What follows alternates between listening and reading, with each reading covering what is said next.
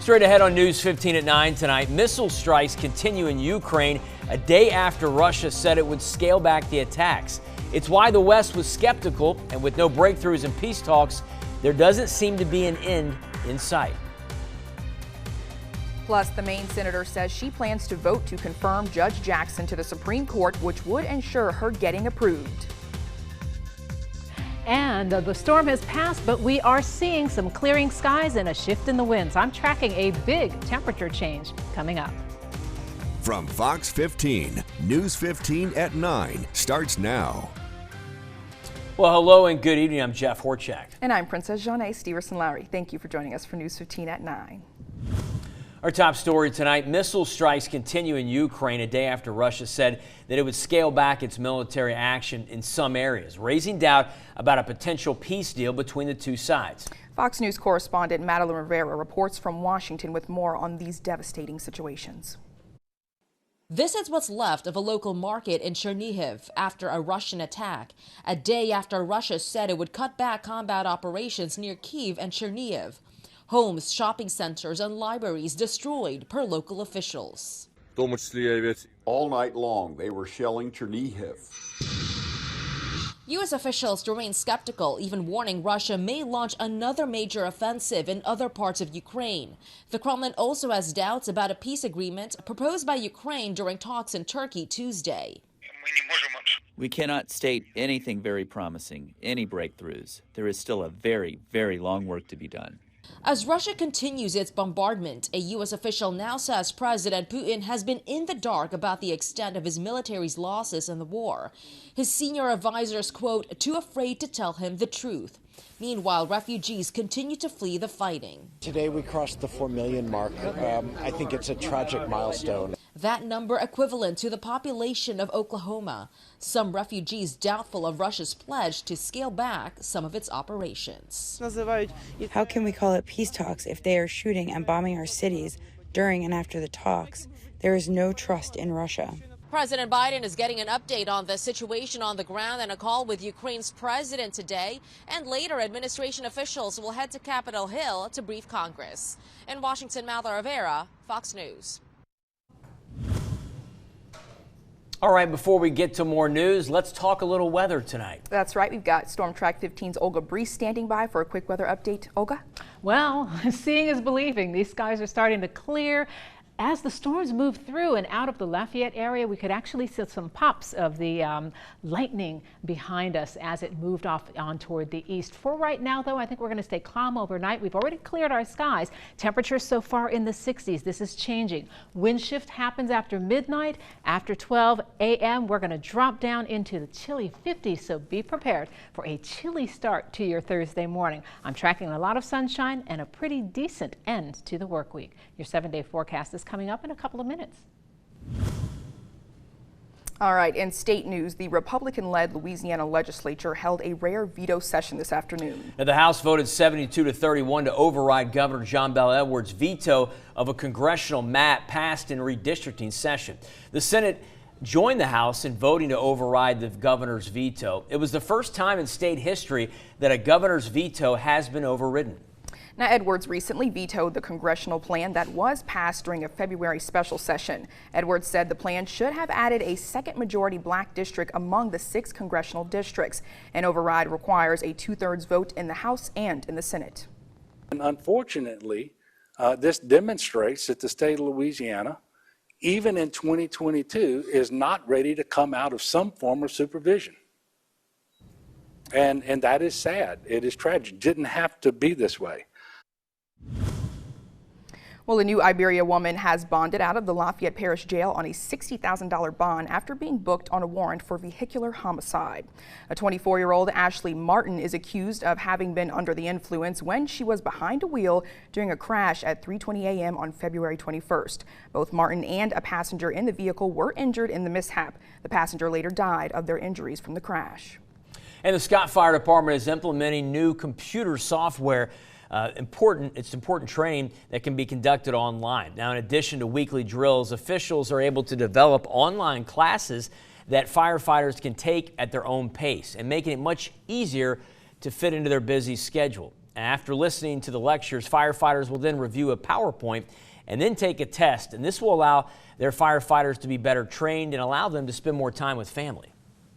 As you know, the fire department, firefighters have a lot of training that they have to accompany. It comes with a lot of training. So what this is going to do, this new software is going to allow them to train at home, very similar to an online college course. They can learn at their own pace, start a class in the middle of the class, press pause if something comes up, and then resume throughout the day. It's going to produce better quality officers, drivers, better quality fire department as a whole.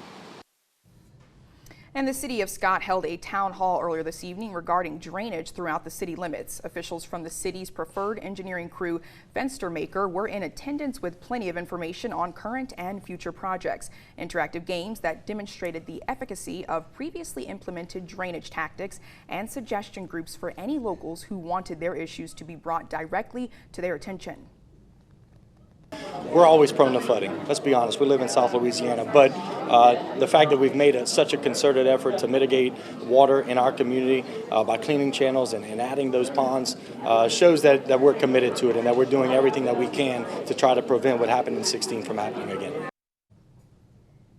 The Library Board of Control has been under scrutiny lately as some in the community have accused it of trying to censor books and DVDs. News 15's Ashley Hamilton joins us live tonight outside of the library after speaking to a resident who says that she was removed from the library's committee by the Board of Control's vice president. Ashley, what more can you tell us about this? North Lafayette resident Lynette Mahio is speaking out after being removed from the Northeast Regional Library Committee for speaking out about censorship. She was told by chairman of the committee, Landon Boudreaux, that it would not be tolerated by any sitting committee members. Can we really have a true conversation about that library if the board chairman is policing what's said? Friday afternoon, Lynette Mahia received an email from Board of Control Vice President Landon Boudreaux regarding an opinion column she did with The Current about censorship at the Lafayette Public Library. I mean, it was clear from just the subject line what it was going to be about. Boudreaux wrote that he cannot tolerate a sitting committee member disparaging or mischaracterizing sitting board members. Mahia says her heart dropped after reading the email. These issues are very near and dear to my heart. I love the library. The whole reason that I am an activist and an advocate for the library is because I love this library so much. My family loves this library. She says being appointed to the Northeast Exploratory Committee last year was a proud moment. Seeing the Northeast Library built is very near and dear to her heart and doesn't want censorship to continue. Being an advocate for that library is very important to me, but also making sure that censorship does not affect our library and does not become a part of our library system. Mahia says the email made one thing clear to her. Everyone on that committee should be concerned because he's watching what everyone says. That's going to have a chilling effect on what kind of discourse that committee is allowed to have and the things those committee members are allowed to say. She doesn't plan to stop advocating for censorship to end at the library. This is a cornerstone of our community, and I mean, I've been fighting for this library for over a year now, and I'll continue to do that. So, no, it's absolutely not going to stop me. Now News 15 reached out to Mr. Boudreaux for a response on the matter, but we have not received one. Reporting in Lafayette, Ashley Hamilton, News 15. All right, thanks, Ashley. Now, Mahia says she is looking at all of her options, but believes the entire ordeal sets a bad tone for the committee, the library, the board, and the community. She has zero plans to stop pushing against censorship at the library. Officers of the Abbeville Police Department responded to a call of a shoplifting at the Tractor Supply on Veterans Memorial Drive. Now, officers were able to identify two suspects, Michael Schnecksnyder and Jared Broussard. Both entered Tractor Supply, according to authorities, and stole numerous items. Now, officers were able to locate over $100,000 worth of stolen merchandise from Tractor Supply. Both the suspects also had arrest warrants on unrelated events. Schnecksnyder and Broussard were transported to the Vermilion Parish Correctional Center. Coming up on News 15 at 9 tonight, the current Defense Department budget proposal without planned Ukrainian support calls for more than $770 billion. High wind and rain gone from Acadiana, but I'm tracking some changes in our temperatures as we shift those winds overnight tonight. Your full forecast is coming up. And taking a look at your health, as new COVID-19 case numbers continue to drop in the U.S., cases as the flu are rising, and increases coming at an unusual time this year. You're watching St. Landry Crime Stoppers. Louisiana State Fire Marshal Butch Browning Jr. returns to Crime Stoppers and needs your help in solving an arson in the city of Opelousas. On Monday, February 28th, just before 5:15 p.m., the Opelousas Fire Department responded to a report of a fire at the vacant Southwest Elementary building located in the 1200 block of Burr Street. Firefighters discovered the fire was contained to one classroom and were able to put it out before it spread. Following an assessment of the scene, State Fire Marshal deputies determined the fire was intentionally set. The school was closed years ago and was under construction. No one was working on the site when the fire occurred. You can submit your anonymous tips to our arson hotline, 1-844-954-1221, or online at lasfm.org. Use our QR code at the bottom of your screen or download our P3 app and tap the app on your mobile device to say it here and submit your anonymous tips. Dial ** tips on any mobile phone to submit your tips. Be alert, be safe, and God bless you. On behalf of Crime Stoppers and Louisiana State Fire Marshal Butch Browning Jr., I'm Deputy Chief Eddie Thibodeau. If you have any information on this crime, call Crime Stoppers at 948-TIPS. You could earn up to a $1,000 cash reward. Welcome back to News 15 at 9. Taking a look now at some national news. The Biden administration believes that Putin is being misinformed by his advisors about the situation on the ground in Ukraine. We have information that Putin felt misled by the Russian military, which has resulted in persistent tension between Putin and his military leadership. We believe that Putin is being misinformed by his advisors about how badly the Russian military is performing and how the Russian economy is being crippled by sanctions because his senior advisors are too afraid to tell him the truth. Now, a day after Russia said that it would scale back its military activity in some areas, missile strikes continue to rain down on Ukraine, raising doubt about a potential peace deal between the two sides. And Senator Susan Collins says she will vote to confirm Supreme Court Judge nominee Ketanji Brown Jackson, technically assuring her she will become the first black woman to sit on the Supreme Court. Now, the Republican from Maine issuing a statement yesterday saying she had a second to meet with Jackson and decided she did possess the qualities to serve as an associate justice on the nation's highest court. Her support gives Democrats at least a 1 vote in the Senate to confirm President Joe Biden's pick. It's expected that all 50 Democrats will back Jackson, though Arizona Senator Kristen Sinema has not yet said how she will vote. The verdict may be in, but the conviction of a former nurse is now sparking some major controversy. Now, this is happening after the nurse was found guilty in the death of a patient after accidentally injecting her with the wrong drug. Fox News correspondent Jonathan Seri has the latest from Atlanta. A former nurse in Tennessee convicted in the accidental death of a patient after she injected her with a paralyzing drug instead of a sedative. Redonda Vaught was convicted of criminal negligent homicide and gross neglect of an impaired adult. Vaught was a nurse at Vanderbilt University Medical Center, and she was indicted in the death of Charlene Murphy back in 2017. Vaught injected Murphy with the powerful paralyzing drug vecuronium instead of a dose of a sedative called Versed. Prosecutors said the drug mix-up left Murphy unable to breathe. She died a day after the injection left her brain dead. Vaught admitted to the mistake, and a coroner later found Murphy's death to be accidental. There's a reason that we are called healthcare professionals, and so we know what our standards are. Don't let this defeat you mentally. This was about one woman's actions and choices, not a whole community. Prior to the sentencing, Vaught said she did not regret admitting her mistake, but says she felt she was being scapegoated. Meanwhile, a nursing advocacy group fears Vaught's verdict puts the future of the nursing profession at risk. I have a feeling that the nursing profession and the public as a whole is going to suffer as a result of this.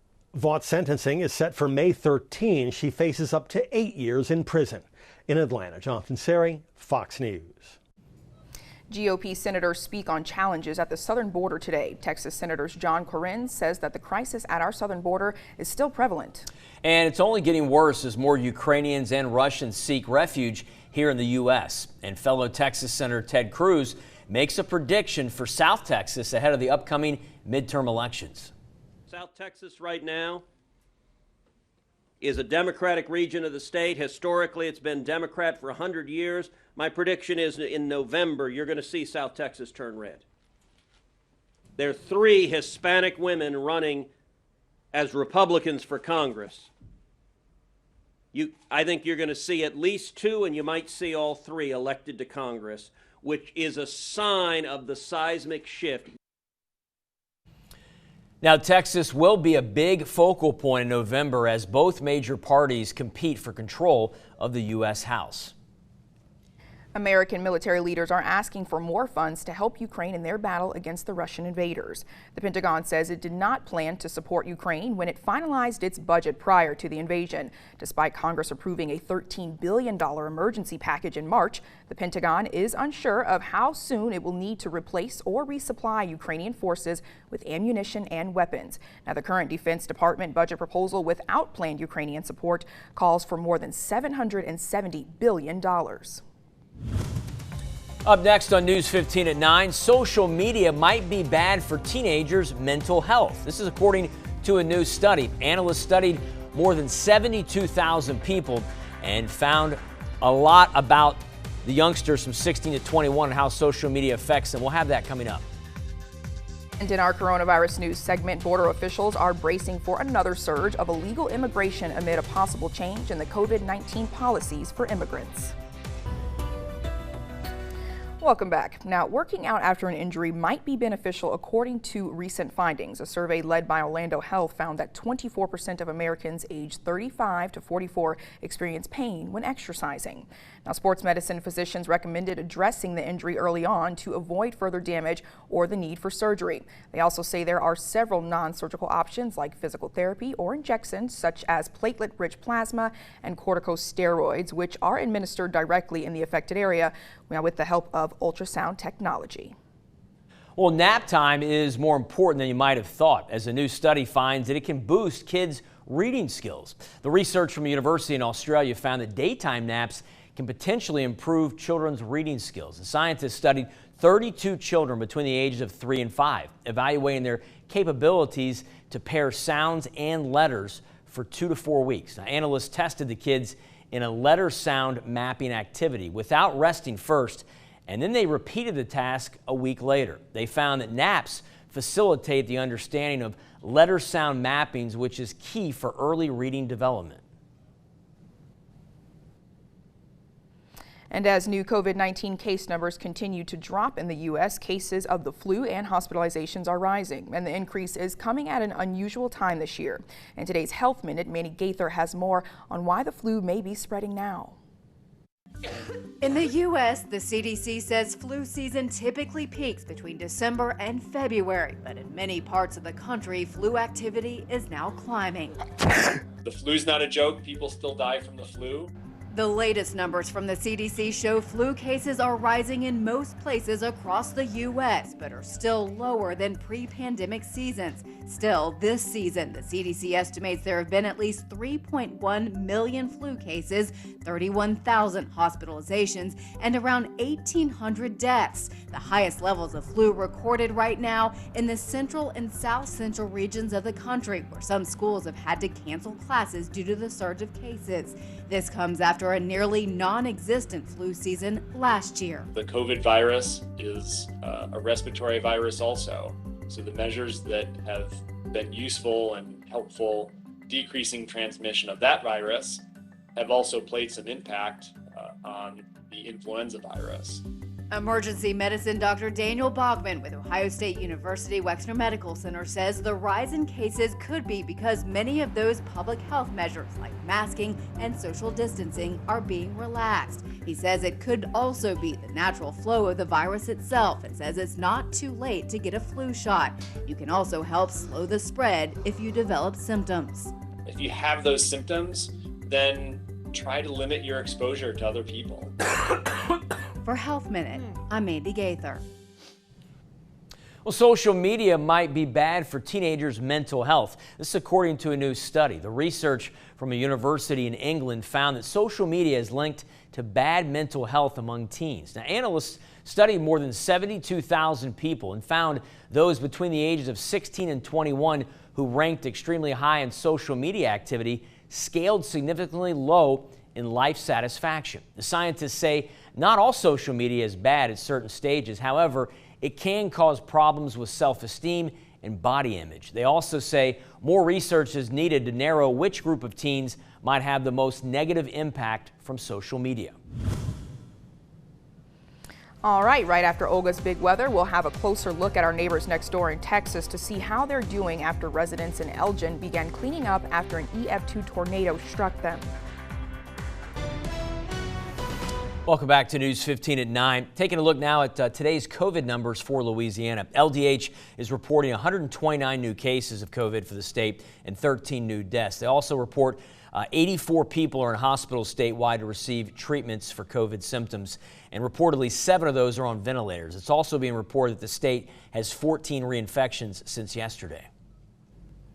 And President Biden receives his second COVID-19 shot today. Now, before getting the jab, the president urged Congress to provide more funding to fight COVID-19, pointing out if the funds aren't provided, the United States will run out of its testing supplies in June, and the vaccination effort will be negatively impacted. When I took office about 14 months ago, the pandemic was raging, the economy was reeling, and the deficit was soaring. Most schools were closed. We didn't have enough vaccines. The unemployment claims were sky high, and then we got to work and we delivered. Enough vaccines for every American months ahead of schedule. Effective treatments, at-home tests that are free and accessible. Over 99% of our schools are open again. Businesses are open again. And because of how we responded, we created more jobs last year than ever before. 6.7 million jobs. Biden said much progress has been made in regards to COVID, but the fight isn't over yet.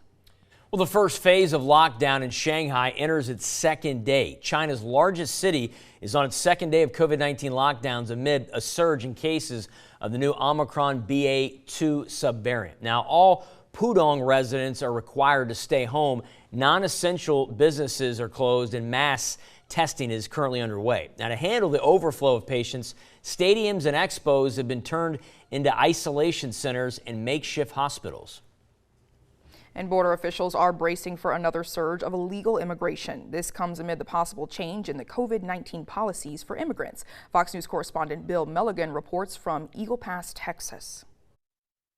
Venezuela. 2 Venezuelan men celebrate reaching the United States after they crossed illegally into Eagle Pass, Texas this morning. Just moments before, we saw them both struggling to cross the river and its currents. There were more than 2,500 migrant apprehensions here in Del Rio sector over the weekend. And DHS sources tell Fox News, buckle up, because Title 42 is expected to be dropped in a matter of days. That would mean Border Patrol can no longer quickly expel migrants back to Mexico on the basis of public health. Instead, every illegal immigrant encountered would have to be brought into federal facilities to be processed via Title 8, a situation agents tell us would lead to total chaos given the numbers they are dealing with. DHS has also suddenly announced that all migrants who go into federal custody will have to start being vaccinated for COVID-19, a decision DHS tells Fox News is, quote, a public health best practice. And with local Border Patrol stations now well over capacity and Title 42 possibly soon dropping, DHS has started mass releasing migrants into small Del Rio sector communities to ease the pressure. That includes the small city of Uvalde, where the mayor says he's fed up. The last thing I would need to be handling is an immigration issue that the federal government should be handling instead of dumping it on communities like ours. And earlier today, U.S. Border Patrol Chief Raul Ortiz said that any day now we are on track to hit 1 million migrant encounters at our border, and that's still with the busiest months of the border still ahead of us. Reporting in Eagle Pass, Texas, Bill Mulligan, Fox News. Well, the forecast today did get up into the 70s. We're going to see things fairly mild and at least a lot less humidity as we move into tomorrow. I'll tell you what other changes are coming our way as we headed into that extended weekend forecast.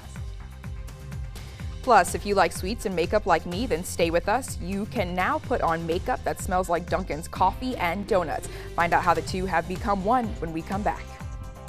Always tracking, always alerting. Here's your Storm Track 15 weather. Are heading into the quiet hours, and now that the clouds are moving out, the front is shifted off toward our east, and we will have a pretty calm night here in the Acadiana area. For us right now, though, Doppler radar is looking great. I expect it to stay quiet not only through our Thursday forecast, but Friday as well. Tracking potential for a few sprinkles or light showers early on Saturday morning, so there will be a little bit of rain chance in that weekend forecast. More on that coming up in just a couple of minutes. Right now, though, we are sitting in the 60s through 10 o'clock, 11 o'clock. We'll slide slowly toward that midnight hour, but the dramatic change in our temperatures actually happens overnight tonight. That's with clear skies, calming winds, and yes, a wind shift as we head into the early morning hours. So wind speeds right now are looking pretty good. Look at these single-digit numbers after the gusty winds we saw yesterday and today. So things will be, I think, fairly normal as we head in toward the next stretch. For right now, though, rain showers are not in the picture, at least for the short term. The Futurecast forecast model agrees. 11 o'clock tonight, we have mainly clear skies. Just a few of these high, thin clouds off towards some of our northern and eastern parishes, but for the most part, we are going to be clear and calm. That means starting off tomorrow morning, we're going to be in back it up a little bit. Starting off tomorrow morning, we're actually going to be seeing a lot of sunshine. So mostly sunny skies into the afternoon tomorrow. The evening hours should remain mainly clear as well. Tomorrow's temperatures, though, with those northerly winds, not going to see too much in the way of heat. Average high this time of year is about 75 degrees, and we should be hitting that mark fairly well into the afternoon and evening hours for tomorrow, just prior to sunset.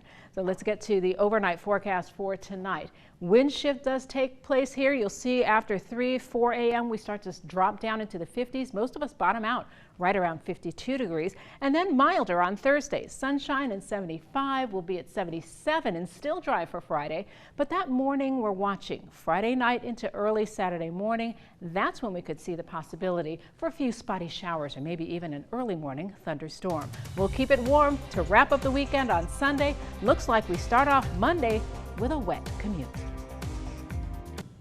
Taking a look at some weather around the world, investigators say rain may be to blame for causing a California home to crumble yesterday morning. Neighbors there say they noticed the soil became loose and then the home's foundation began to shift.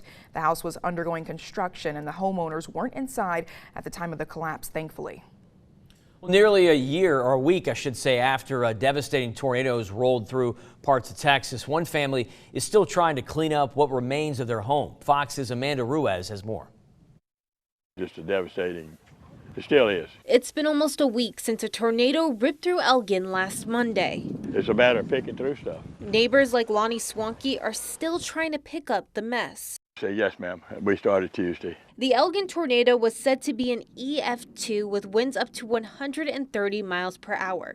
Devastating conditions that destroyed almost everything in its path, including the home of Lonnie and his wife, who had lived there since 1996. At 75 years old, and my wife's 70, how do we start over? You know, how do we find what we have left to start over with? And we've been very fortunate with the community has come out and really been very, very helpful. And I really just want to show you just how powerful the winds of the tornado were on Monday. Right there next to that black trailer, Lonnie tells me was his black barbecue grill. I'm going to show you where it is in this house right now. If we walk through this hallway right in here to the bathroom, you can see that it's all torn up with debris all over the place. But one thing you wouldn't expect to see is the grill in the tub right here. And it was, where you going? It was unbelievable that the two of these stayed in this house and didn't get a scratch on. It's just completely blessed. They weathered the storm and it was just amazing. Lonnie says family, friends, and community members have gotten together to help him and his wife sort through the giant mess. Try to keep your mind off talking or thinking about it. You just okay, I got to go this project, do this project, do this project, do that. Because if you ever stop and look at it, and you say, where do you start? Last Monday, Lonnie says he and his wife enjoyed an early dinner knowing the weather was going to be bad. Later, they saw the tornado and sought shelter together with their puppy. This is the closet we were in. He says the whole incident lasted only about 5 minutes, but it was the scariest 5 minutes of their entire life. The roof was torn out and sheetrock came raining down on them. We were sitting in there, and of course when that roof come off, we could feel the floor just kind of go up and down like that, and we just tell each other, you know, hang on, just hoping that and praying that the walls and everything didn't peel back this way. He says he's just waiting for the insurance and federal aid to kick in. For now, he says he plans to continue sorting through the debris to figure out what he can salvage. It's upsetting to do, but somehow he still finds a way to get in a laugh. Margarita machine's still up there, so got that. I got to try it out, make sure it works. Amanda Ruiz, Fox 7 Austin News. The Lafayette City Council hosted a town hall meeting tonight to discuss a proposed ordinance that includes increasing the yearly cost for food trucks to legally operate within the city limits. News 15's Gabrielle Riles explains. The original amount that food truck fees were going to be increased to was $400 a year. At tonight's meeting, it was announced that that fee will now only be $300. This comes after receiving much backlash from food truck owners on doubling the permit fee amount. Owners previously paid $200 a year for an occupational license that was good from January to December. Now, they will no longer need an occupational license, but instead be required to obtain a food truck permit. The permit will be good from July until June. The director of LCG's Planning and Development Department says those who already paid their fees for 2022 will not have to pay the full $300 in July. After tonight's meeting, hearing the feedback from the food truck vendors, we'll be working with them to prorate that amount and find an amount that's amenable to all parties that will get them through to the renewal of July 2023. The updates to the ordinance will be introduced to the full City Council on next Tuesday. They are expected to vote on it on April 19th. Reporting in Lafayette, Gabrielle Rios, News 15. Well, people are ready to say I do after 2 years of uncertainty with the pandemic. As many as 2.6 million weddings are expected to take place this year. That's according to a new report out of the wedding planning site, The Knot. Now, the report found the planned celebrations will be bigger and they aren't getting any cheaper, thanks in part to inflation. As far as when the busiest time to get married, The Knot found that October was the most popular month, with October 22nd being the most popular date. And you can now put on makeup that smells like coffee and donuts you're having for breakfast. In an unusual pairing, Elf Cosmetics is launching a makeup collection inspired by Dunkin' Donuts. Now there's Dunkin' Dozen Scented Eyeshadow Palette, 2 Glaze for Day lip glosses, a coffee scented lip scrub, and a makeup brush shaped like a straw. Now there's even a makeup sponge that looks like a strawberry frosted donut with confetti sprinkles, and an Elf Dunkin' branded coffee cup. The limited edition collection is available only to Elf Loyalty Program members starting tomorrow. It rolls out nationwide through Ulta on April 3rd. And the high price of gas has some commuters looking for alternate forms of transportation. Fox's Emma Goss has more on how some riders are turning to public transportation and bicycles to deal with the rising cost of gas. It's easier to say, let's still bike, instead of hop in my car if it's going to save some money. In Santa Clara County, gas averages a whopping $5.86 a gallon, according to AAA. The statewide average is $5.91 and climbing. I normally have a selection of low-end bikes, and I just can't keep them in stock this month. At Good Karma Bikes in San Jose, used bikes are refurbished, repaired, and given away or sold to people with little to no income. In the last month, middle-income customers have turned up, deciding to swap their gas pedals for bike pedals. Things are really hopping for us. Bike sales shifted into high gear at the onset of the pandemic as people turned to two-wheelers for recreational riding. Now, when sales would typically be coasting along, they're surging again, this time for commuter bikes, to help folks cut down on their weekly fill-ups at the pump. Oh, it's been busy, so busy. I mean, we had a record week last week. These days, a $300 bike pays for itself in gas savings. If you drive a gas guzzling car, $300 is pretty close to what your gas bill might be in a week. So if you can replace just some of your days of commuting with riding a bike, you can make that tank of gas stretch further. Throughout March, the Santa Clara Valley Transportation Authority has also seen an uptick in ridership, up 60% on both buses and light rail. Now, the average weekday ridership is close to 60,000 commuters a day, far below the 108,000 daily riders pre-pandemic, but picking up. Gas prices may have something to do with that. And I think the gas prices are driving people to look for an alternative. More riders are also returning to BART. On Thursday, BART had its single busiest day in over 2 years, as more people are choosing to skip the pump and the traffic. Reporting in San Jose, Emma Goss, KTVU, Fox 2 News. Well, comedian Chris Rock's ticket sales for his comedy tour has been selling out left and right after his surprise slap across the face from actor and comedian Will Smith. We'll have more on this coming up. You're watching News 15 at 9.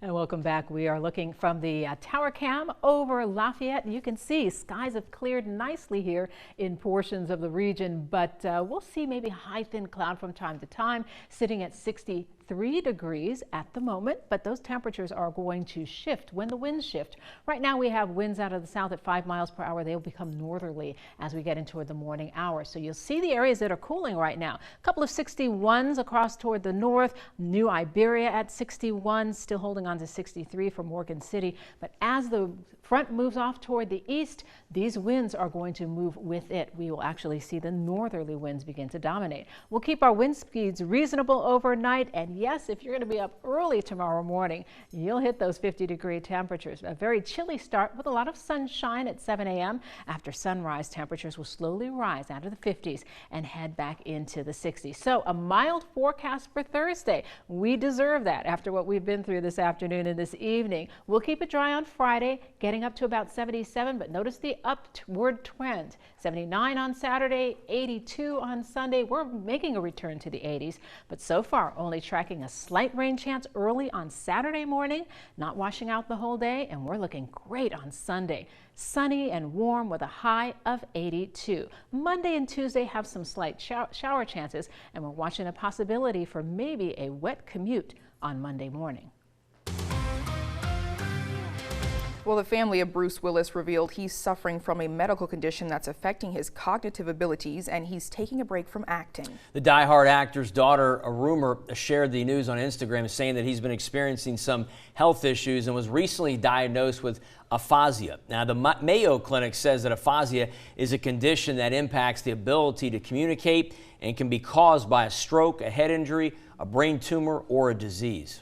The post includes names of Willis's former wife, Demi Moore, who also shared the post, and their other daughters, Scout and Tallulah. It's also included that the names of his current wife, Emma, and their daughters, Mabel and Evelyn. Well, apparently seeing Will Smith slap Chris Rock has people excited to see Chris Rock on stage again. That's right. The comedian's tour has seen a big boost in ticket sales. Ticket reseller TickPick says it sold more tickets to see Chris Rock overnight than it did in the past month combined. Now, sending prices through the roof from $46 a ticket to a minimum of $341. Now, if you missed it, and at this point, it's okay. Hope you haven't. Well, during Sunday's Oscars, Rock made a joke about Smith's wife, who has a shaved head because she has alopecia. So Smith walked up on stage, as many know, and slapped him. And our forecast is changing. We're headed for some sunshine tomorrow, dry conditions on Friday, and yes, a chance of morning rain on Saturday. Well, you've heard it first here. It's going to be a chilly morning, clear skies, calm winds, that combination with those northerly winds as well, pulling us down into those 50s for the early morning hours. So be prepared for that if you're going to be out and about early. Milder air moves in tomorrow. Will stay dry, less humid. So very pleasant day on Thursday. Friday, a little more cloud cover tries to move in, but we're still going to be looking good in the 70s to the end of the week. All right, thank you, Olga, and thank you for joining us, Acadiana. All right, now make sure to switch over to NBC to see News 15 at 10. Have a great night, Acadiana.